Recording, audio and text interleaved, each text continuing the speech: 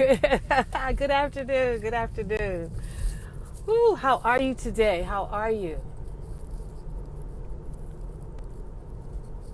Good afternoon to the West Coast. How are you, West Coast?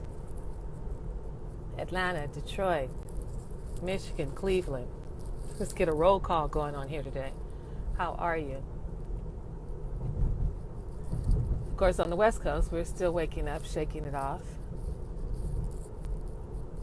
I don't even know where to start. It's Monday. We've got to get our mindset set for the week. At the same time, we have to anchor ourselves in something for the long haul. There's hope. And I know you may think that there's not, but there is hope. I was talking to a friend this morning who's a bit nervous. She's like, oh, you've been through this rioting stuff before, or protesting? I'm like, yes, on several occasions. What makes this different for us, though, is that it's not only us. I said last week on Thursday or Friday, we can't do it by ourselves. There's no way. They'll just kill us. I saw something where they were dragging people out of cars last night who were 3 minutes before the curfew. So we can't do this by ourselves. And we shouldn't, because if we're standing for humanity, not for this color or that color, if we stand for humanity, for all of humankind, for what God created was humanity. God didn't create all the different colors. God didn't create all that. He created all of us, humanity, amazing powers within each and every one of us to be able to do what we needed to do and build the lives that we wanted to build, to take care of ourselves and our families. But there's hope. But it's a long road. It's not going to happen overnight. I figure the protesting will go on for some time. People will protest until we see what's going to happen with regards to the legal aspect of this. And that's just even part of it. I mean, they'll charge whoever, they may give them the death penalty or life in prison or whatever, or 25 years in prison. Okay, fine. But the issue still remains, what do we do about the systemic issues in this country? And what I was saying to one of my friends yesterday is that I don't think this is going to burn down or pass. This is going to carry us. My intention, my goal, my prayer is that this will carry us to the most amazing, powerful election that's coming down the road. So we're in June. So now we are June, July, August, September, October, November. We're 5 months. So the conversation is whether it's going to be vote by mail or do we have to walk in. Trump is concerned that if we do vote by mail, he will lose. Surely he will, because people can just sit at home and vote. It won't be a big deal. But I made the decision last night, if that doesn't happen, you can be sure I'll take whatever antibiotics I need ahead of time, take plenty of items ahead of time, because I will be walking into whichever polling station I need to go to cast a vote. There will be nothing. I could be sick if I had to, and I'd have to just cover up and bundle up to be able to cast a vote. This will be one of the most historic elections ever. Even probably more historic, or at least on the lines of being as historic as Obama moving into the presidency. So now we've got some attention. Now what do we do? What do we do now that we have attention? Where do we stake ourselves in this journey to being able to help people understand what's really going on? I was looking at something today and I heard a woman was saying that in her school, the teacher took it upon herself to bring the conversation to the classroom for them to talk about the murder. The teacher called it a murder. And this is a primarily white school, the murder of George Floyd. And that in talking about George Floyd, she would begin to help them understand what was happening to black folks on the planet. That's huge. When teachers in classrooms start talking to other students in their classrooms about what's happening to black folks, okay, I will hop on whatever I need to hop on so that, yes, you're absolutely right, I can make it to vote somewhere. No question. They can change it. I'll find it. There's nothing they can do. This will be the most historic election. But we've got a long way to get to that. I'm just driving. I hope I'm heading toward my house.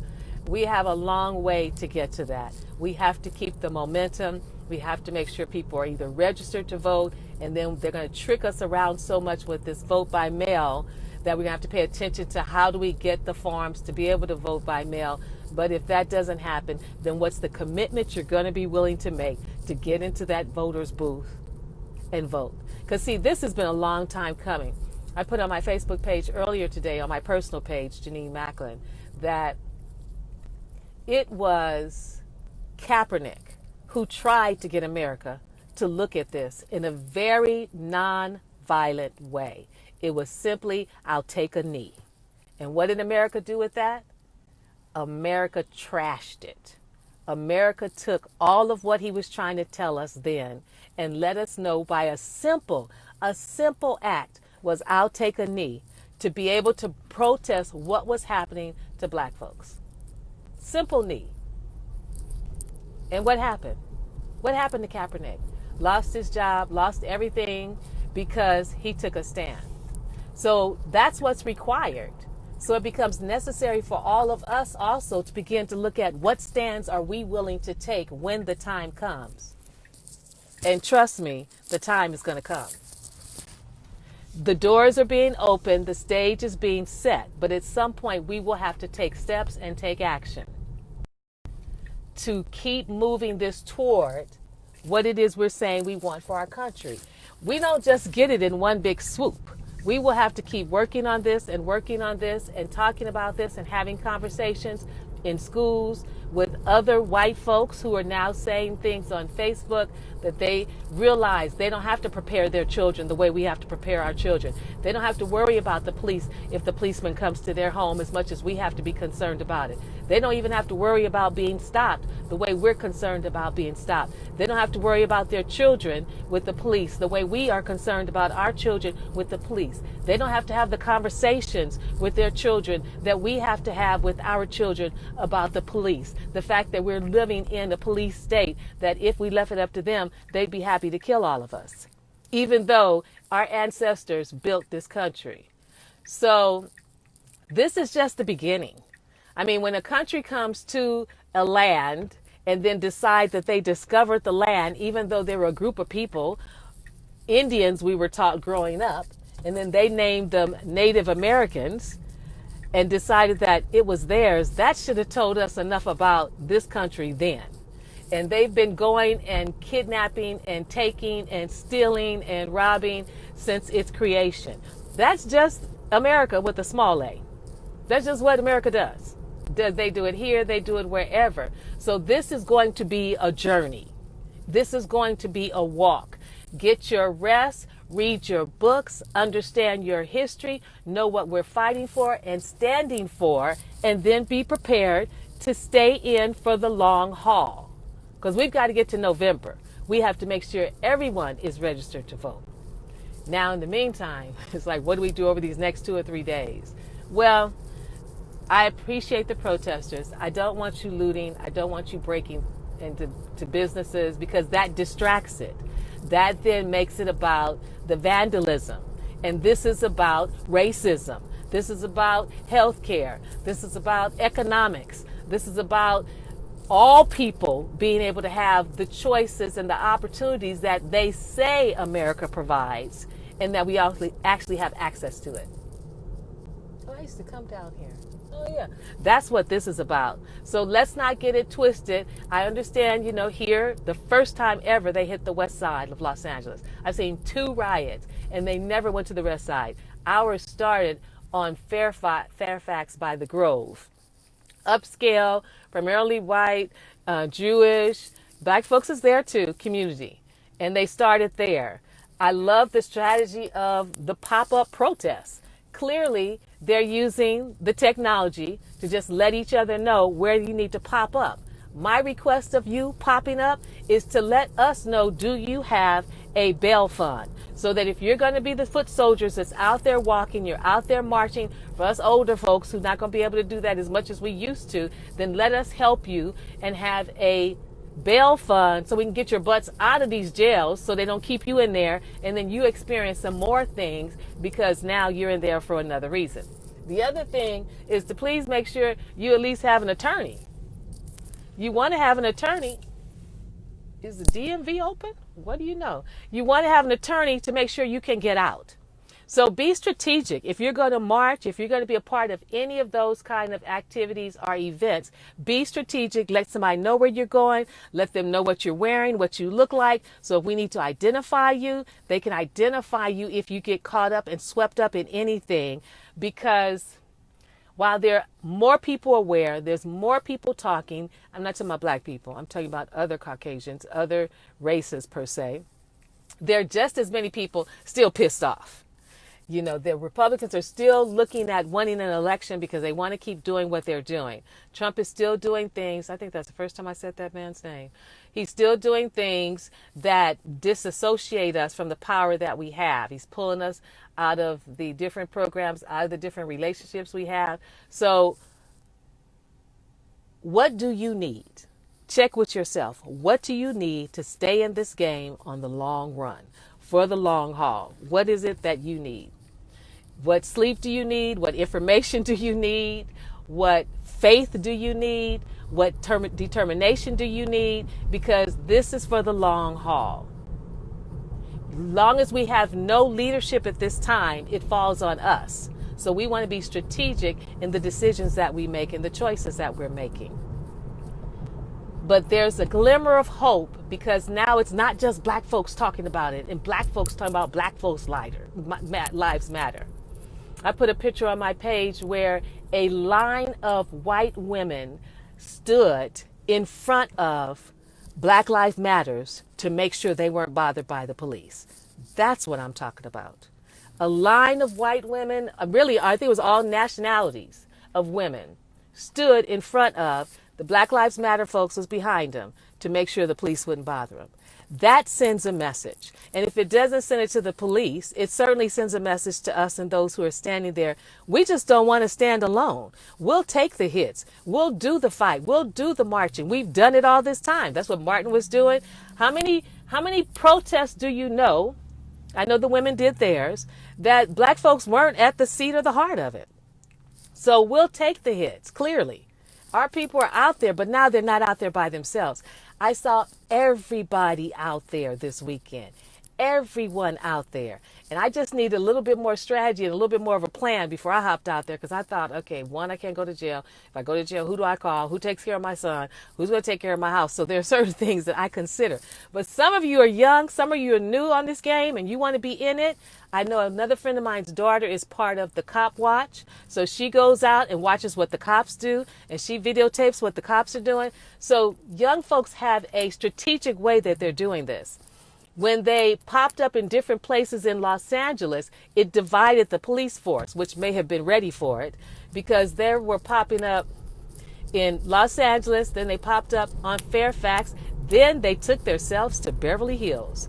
Beverly Hills has not been touched in any of the uprisings that have happened in Los Angeles.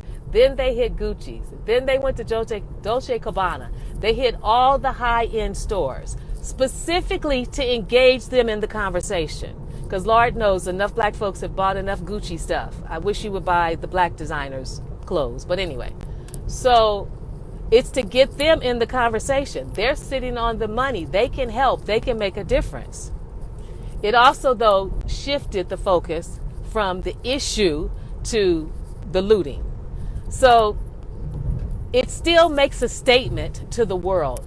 Then I saw in London, then I saw in Australia, then I saw in Germany that everyone is standing up saying enough is enough. How do you in 2020 put your knee on a man and murder him and you're a police officer, the same person that we're supposed to call, which we ain't calling them because who's going to call the police? You know, it'd have to be dire for me to call the police. So now everybody's in the conversation and it's global. And that's why I have never wanted to say that this was unprecedented times and it was these times. No, these are transformational times. And it's time for a transformation to happen on this planet. We may not get everything that we want, but if there's something that moves us closer to begin to have conversations with each other about what happens to one race of people, I think the world knows it's one race of people that is getting the hardest hit in every situation, and that's the black race. You can say whatever you want to about it, but it's been that way from the beginning. And right now, the light has been shined on that fact. It's not, oh, they're just thinking it, or some person sitting somewhere, oh, they're just making up. No, it is true when it comes to healthcare, when it comes to jobs, when it comes to just keeping our families together from the very beginning. The whole systematic scheme was to separate the black family and to separate the black man way back in the 60s and the 70s with welfare, and you couldn't have a man in the house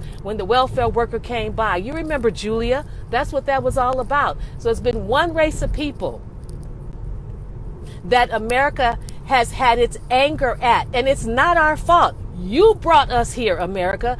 You put us to work. We built this country, and now you want to say, get out of here. We don't like you, or we can't stand you. You want to turn everything against the black person, the black child, the black woman, the black LGBTQ, the black elderly who are dying just disproportionately in regard to this virus. Well, now everybody sees you, America, with a small a, for who you really are. They should have known it before, because you were always playing two sides against the middle. You were always giving money to one group while giving the other group the guns. So you've never really been that clean of a country. But compared to what I've seen as I've traveled around the world, I understand why people still say America is better than the other countries. But for the racism, for what we can see now on television, you can see it. The world can see how the police, how different political officials respond or do not respond to what's happening. You can see it. It's everywhere for everyone to see it now. So my dear brother, my dear sister, loved ones, dig deep. Anchor your faith in something bigger than you. This isn't an accident. I just took you all the way back to Kaepernick. How long ago was that? Trayvon was 8 years ago. We've been dealing with this a long time. Kaepernick was trying to help them see a simple way to do it and honor us. But no, they didn't like him taking the knee, right? Oh, trying to get home. They didn't like us taking the knee. So they tarnished that. Okay, hold on. Heck, I might not get in there. So they tarnished that one. They just tarnished. That was a simple statement that he made. But nope. Everybody gave him a hard time for that one. So here we are all these years later, still fighting for the same thing that he was trying to tell us some time ago and let America know. We'll just take a knee. We'll quietly take a knee and say, stop killing us.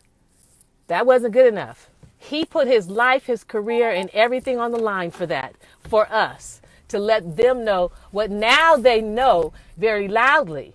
But we have to be mindful, because when they get like they are right now and they get all upset and pissed off by what we're doing, we start exercising any kind of sense of right or freedom, then we get to see another side of them. So whatever you choose to do, whatever you choose to participate in, be mindful. This is for the long haul. This isn't going to just end in the next week or so. This will be ongoing.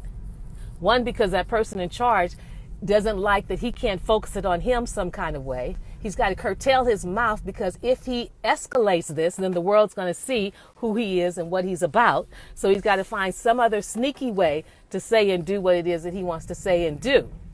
But we have to stay vigilant about what we say we want for ourselves, for our lives, and for our families.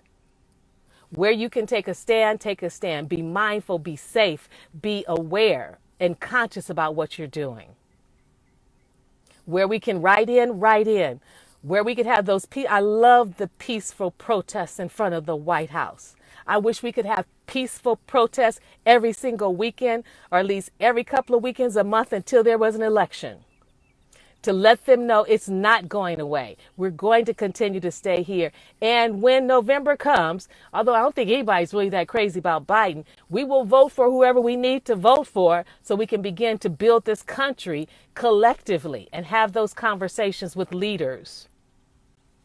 and with the young folks who are coming up behind us, to be able to make some conscious choices and some conscious decisions. And for that, for me, there's some hope. There's hope when I know Germany realizes everybody wants to sit over there and say, ooh, United States is so great, United States is so this. Hi, Martina, how are you? Thank you all for being here. Thank you for showing up. Please interact with me. I'm sending you as much love and inspiration and motivation to stay in the game. We have to stay in the game. You've got to take care of yourself. You got to take care of your consciousness, and you got to take care of your heart, because this stuff hits our heart and it does hurt our hearts. But even though our hearts are hurting, we still got to stay in the game. So we have to take care of our hearts. At some point, we have to release the anger. We have to release the rage. We have to release the disappointment. Shake it off. It can't stay in our body and in our cells. I danced yesterday morning. I do tantric dancing. If you don't know about it, you can look it up. Here it's called 5 Rhythms. And it's this music that plays like a 1.5, 2-hour dance session. No talking, no nothing. You just come and you dance and you get lost in the music and you cry and you scream. And so I did that yesterday. It's like as soon as the music started and I moved my arms, then the tears came. And I just let them come. And then I danced a few more. I think I did it for an hour. And then by then the energy had shifted. So find a way to get that anger out, get that frustration out, get that disappointment out. Don't carry it in here. Leave your heart open so you can feel what you need to feel. Eat, stay healthy, drink your juices, do your exercises, read whatever books you need to read so you understand what's happening. Stay alert. Don't keep looking at the TV. Go find another channel to look at so you can get some more correct news, because you have to remember, they're still only going to report what they want to report the way they want to report it. And then be ready. Make your own personal decisions about how it is you're going to move forward between now and November. Are you going to enroll people? Are you going to make sure people know about the vote by mail? What are you going to do? What are the conversations you're going to have? You could just have them with your neighbors. When you're walking down the street and people stop and they want to talk, talk.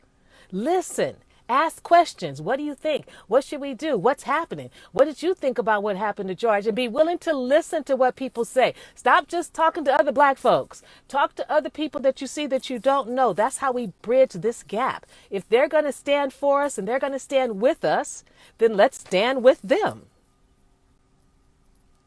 I have walked this before, and I know it will take some time.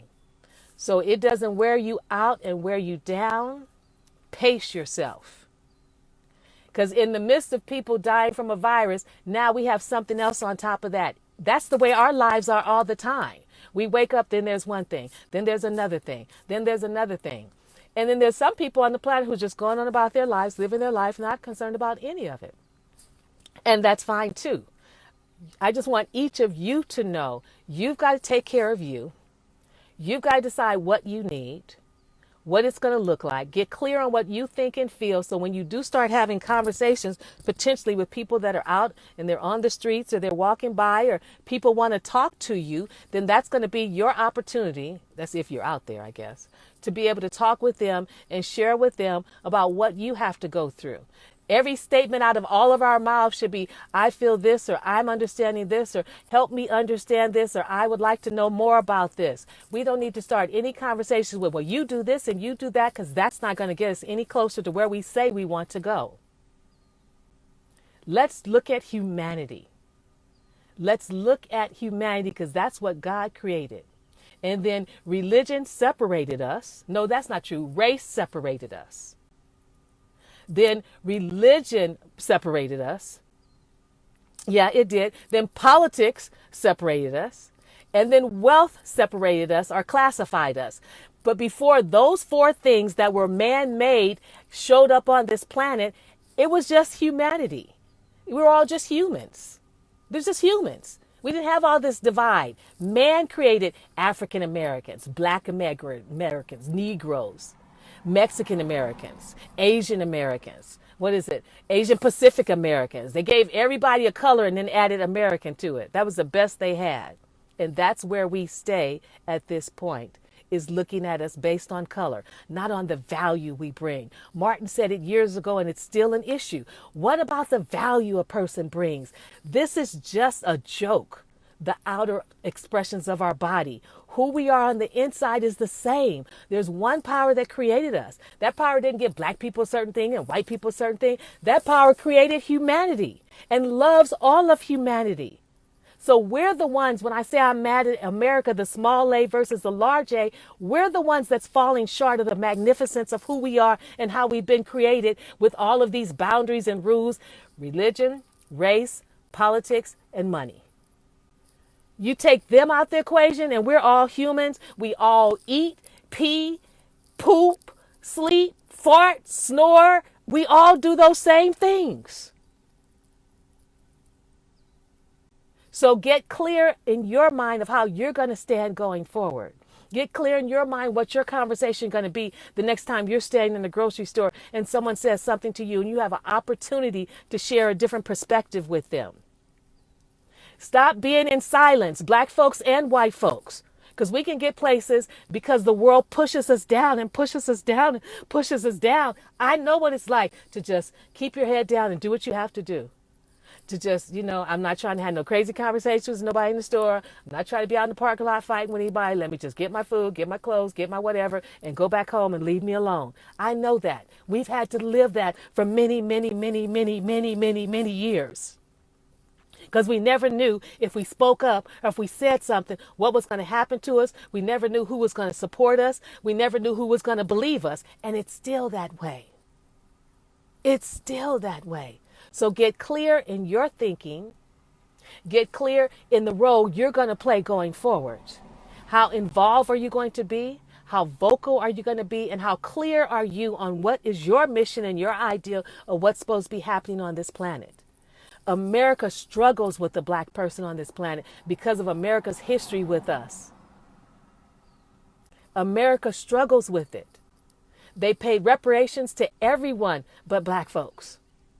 And that's why we keep running into the same situation, conversation, and circumstances on a regular basis. And it's not going to go away. We're going to keep bringing it up. It keeps coming up. If you think about it, it's been coming up way since Martin in the 50s. 50s, the 60s, the 70s, the 80s, the 90s, the 2000s. It's been coming up now for 40, 50, 60 years. And it won't go away.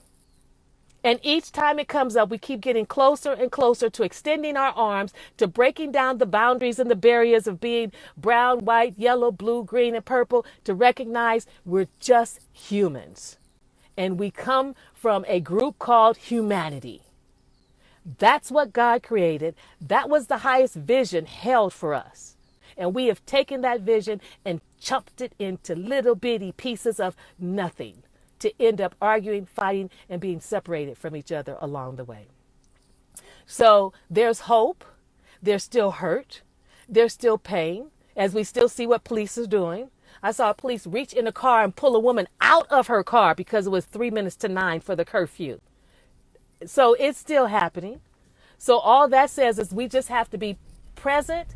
We just have to be aware. We have to be clear about where we stand, what we want to see, and what we're going to do, and how we're going to do it. We're just getting started. It's not over with yet. But there is hope. I got hope. You got hope? Hashtag replay. Let me know what state you're in. Hashtag replay. Let me know how you feel, how you're doing. I know your heart's hurting. So get out. Go move around, go walk, go run, go exercise. Get that out of your heart so it stays open. It stays clear. You never know. God may have something amazing God wants to whisper to you, and you can't hear because you're all pissed off about these crazy people here on this planet. This isn't all. There's more to come. There's more love. In the midst of this, there's love. In the midst of this, there's joy. In the midst of this, there's happiness. In the midst of this, there's solutions. In the midst of this, there's possibilities. In the midst of this, there are options. So don't you ever give up. Don't you ever stop. Don't you ever think that we can't do it. It won't happen. It may not happen in this lifetime for me. It will happen in the other lifetimes for others. It is coming. It has to come. The more people know, the more people are involved, the more people are engaged, the more we have people on our side. We'll fool around and have another march just like Martin did. Just like all the ones we've seen along the way where there's thousands and thousands and thousands of us staying together saying enough is enough. Things have got to change. What happened to loving each other? What happened to accepting each other? What happened to working together? I know what happened to it. America and capitalism. But for you, baby girl and baby boy, you hang tough. Don't you let anything stop you. If you get tired, you lay down, you get some rest, you feed your spirit. However you do that, you feed your soul, and you come right back out here, because this has got to keep going. We've got to keep the momentum going. If it's in our calls, if it's in our talking, if it's what we say to each other. And in the midst of that, we must stay safe. Don't start running out here without your mask. Don't be out there without your hand sanitizer. That's not acceptable. That's not okay. No matter what, we still have to take care of ourselves, and we still have to be safe. We're not trying to get out there and catch the virus and catch a case and end up in jail. We're not trying to do all that. So be mindful and thoughtful in whatever it is you decide to do. I want you to stay healthy. I want them throwing people in jail and the people got the virus and everybody in there coughing and you end up getting sick. If you can do it and you can march, people are off from work now. It's a great time for us to have a march because a lot of people are out of work. But you hang in there. I do believe there's hope, because the more people know, the more people will be able to stay in there and stay in the game. So replenish and stay in the game. Replenish and get back out here in the game. We've got 6 months ahead of us to stay focused, to stay clear, to keep ourselves alive, to stay in the conversation. And then the most important thing will be to take action when November comes here. I keep telling you, I don't care if you have to walk. I don't care if you're sick. I don't care if we're voting by mail. Whatever they say and whatever trick they try and pull, we need to be ready for it. We need to get our cars ready. We need to start thinking about bus services if we have to go and register. If we have to actually walk in someplace, we need to start thinking now about how do we ensure the freedom we say we do want from the particular person who's in charge to getting some kind of relief, because I don't know if we're going to get freedom, but some kind of relief from whoever comes into office next. Okay, so let me know how you're doing. Hashtag replay. Let me know what state you're in. If you're on fire, let me know how your heart is. I'm keeping you in my prayers. I'm keeping us all in our prayers, because I see you, Nikki. It's coming. And I want you to be ready. We don't have time to be nervous, to be afraid, to be, Too many people have died. And for Mr. Floyd, when I looked at that, he gave his life for this movement to be a catalyst for that and to ignite it. And how dare we give him anything less but carrying it all the way to the end, to the finish line, to change this presidency. That's the gift we get to give him. And I'm grateful to the police officer who did it, because if he hadn't have done it, Mr. Floyd wouldn't have been what he is for us. So I'm thankful for both of them. They are the ones who have ignited this happening at this level, on this degree, on this entire planet. So we will not let either one of them down. He did not take that stand. He fell on the sword for us. So we get to do the same in moving forward on this journey for him. Know that. It's June. We have July, August, September, October, November. Don't even begin to think about giving this up. You're in the race for the long haul. Eat your Wheaties. Take good care. Let me know how you're doing. Bye for now.